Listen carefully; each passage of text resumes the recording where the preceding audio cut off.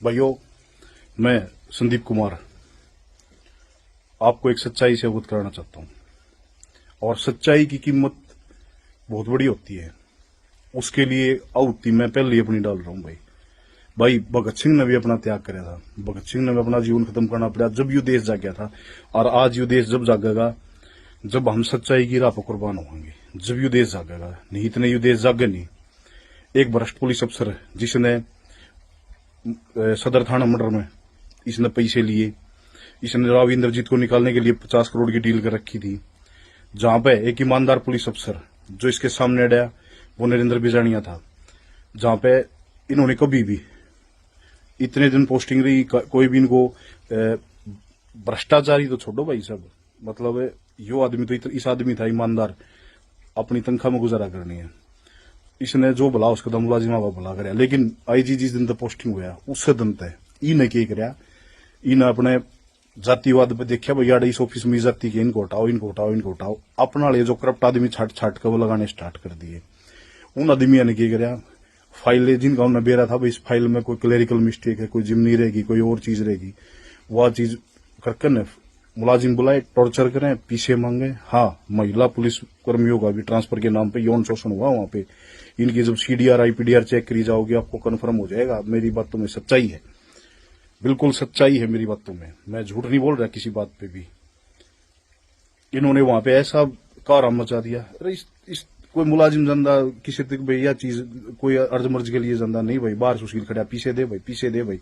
अरे खसमो, थम न्याय की कुर्सी बैठे हो, थम क्या के पीछे मांगो भाई। एक आदमी पहले व्यापारी वर्ग एक बनिया है, बेचारा परेशान है वो। उसने पहले गुंडे जान तो मार की धमकी दे रही है, उससे न बुला के थामो टॉर्चर करने लग रहे हो भाई। के हंगा बता रहा भाई, या कुर्सी मिल रही है या जहां तो मिल रही है होगी बेतरी इसी गाड़ी आई है सब होगा इसका साड़ा बह मिल ले भाई। हो गया भाई आयोग में ये इस दुनिया में सबसे ठंडे राज्य है क्या ये अड़े? ये राज्य नहीं है भाई। जनता राजा होती है, न्याय जनता करती है हमेशा। और आज मैं आपको सच्चाई बता रहा हूं, आपको सच्चाई से रूबरू करवा रहा हूं। इनकी भ्रष्टाचार की जड़ें बहुत गहरी हैं। जो दरखास्त इनके खिलाफ कंप्लेंट हुई थी उसी भ्रष्टाचार से डर के इसने सुसाइड कराया। एक चीज और मैं बता देता हूं, जब हमने सुशील को पकड़ा था वहां पे गनमैन को, तो इसने रास्ते मृत्यु बताई। बोले एक चीज तो और रहेगी, मां के रहेगी भाई। बोले मैं ना एक जगह तो और मंथली कलेक्शन करके लेके आया था और वो पीछे डैशबोर्ड में रह गए। धर्मेंद्र ड्राइवर उस गाड़ी ने लेकर उड़ गया है।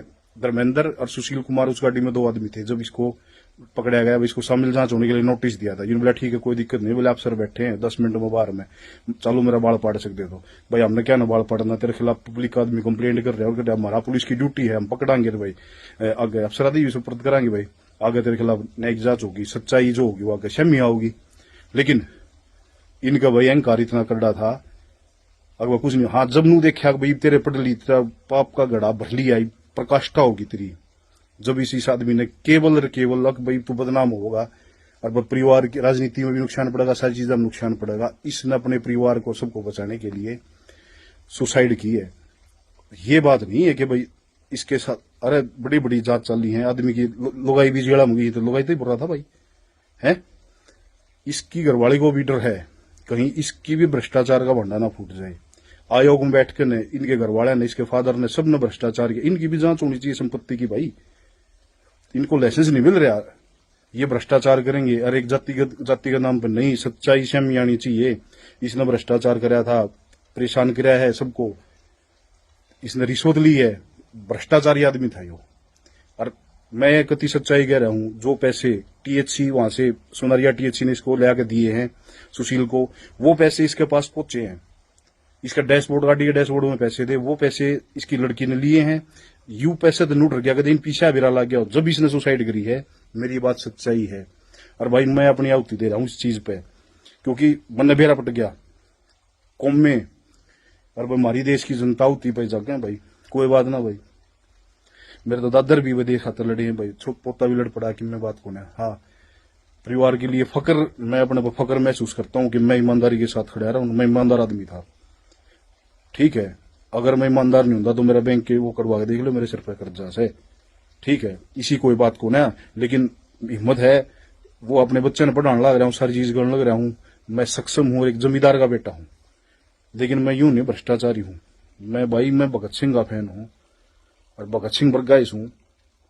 मैं डरूंगा ना किसी बात पे, मैं हर एक चीज सामना करूंगा। लेकिन आज पब्लिक को जगाने के लिए, देश को जगाने के लिए ये जरूरी हो गया है। अब इस सच्चाई की लड़ाई में पहली आवती में, अरे इतना ईमानदार आदमी रहे जो डीजीपी रहे, अरे या ये लोग भी, और ये जो काले को हुए बैठे हैं, ये केवल इसलिए अब यो चलिया जा रहा, हम फिर खुली मलाई खावा, कति खुली मलाई खावा। अरे क्यों देश की बहन को डर लाग रहे हो है? ये देश वो भगत सिंह वर्गे कुर्बान होकर चले गए नू, इस बात खातर के थम याडा नू करियो, जाति का जहर घोड़ियो। आज उन जो जिंदे होंगे तो शर्म आंदी, हम किन आदमी खातर लड़ गए हैं? किन आदमी खातर लड़ गए? पूर्ण कुमार वर्गे आदमी खातर, इसकी घराली खातर, जो भ्रष्टाचारी हैं, जो आयोग में बैठे हैं, इसके रिश्तेदार, वो सारे केवल इसी चीज का प्रेशर और जातिगत रंग देने की कोशिश लिए कर रहे हैं। क्योंकि ये भ्रष्टाचार की जो, देखो उस परिवार को, एक व्यापारी आदमी है, जुर्म के खिलाफ उन्हें लड़ने की साहस करा है, उसको दबाया जा रहा है, उसको दबाया जा रहा है। उसकी सच्चाई को कोई नहीं सामने लाना चाह रहा। ये इसको दाह संस्कार नहीं करना होगा, ना पॉलिटिक्स में बनाकर, ना बहुत बड़ी सच्चाई सामने आने से रोकी जा रही है। लेकिन मैं ऐसा नहीं होने दूंगा भाई, बिल्कुल सच्चाई सामने आनी चाहिए। इन्हें गलत कर रखा है, गलत का फल इनको मिलेगा भाई। इसी बात के साथ अलविदा दोस्तों, अगला जन्म भी आवांगे जब भी ये लड़ाई लड़ाएंगे भाई।